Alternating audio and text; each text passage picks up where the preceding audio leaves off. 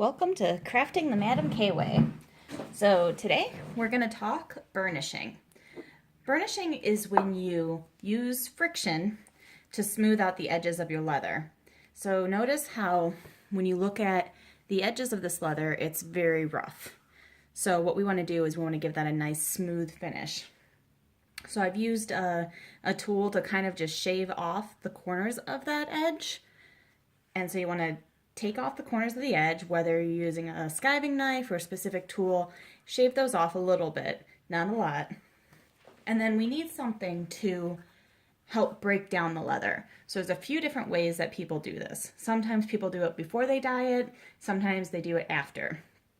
For a while I was doing that after, using a I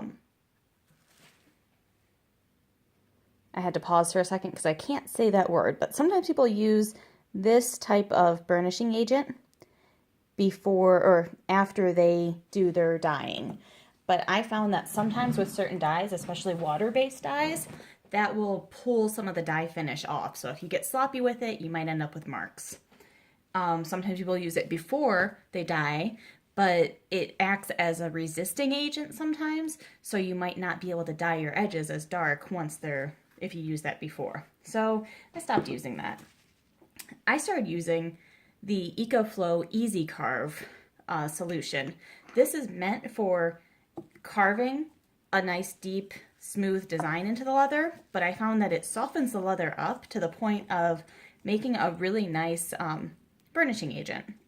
So what I'm going to do is just wet my sponge, not soaking wet, and I just want to put a light coat on the edge.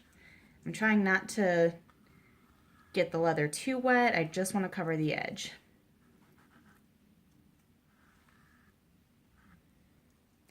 Just enough to kind of darken up a little bit. And then I don't want it to be soaking wet, so I'll usually just give it a second to dry or get some of that out of there. And then I'm going to use my burnishing tool. So they make specific tools for this. There's a few different things you can use. This I bought off of eBay or Wish for like $2. It was really cheap and it works really well. So I'm going to use this tool. It has different sizes in here depending on the thickness of leather or where you're using it. But what you're going to do is run the leather through one of these spots. The purpose of this is not to apply pressure, it's to apply friction. It's the friction that's going to smooth the leather out. If you push too hard, you're going to get like a mushroom effect, and then your edges aren't going to look that nice.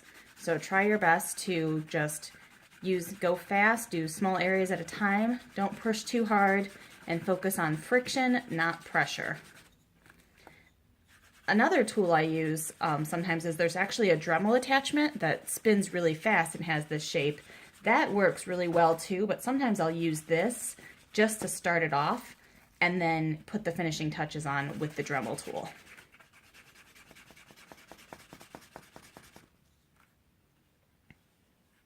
So I don't know if you can see, but it's already starting to get a nice rounded edge instead of all that fuzzy texture.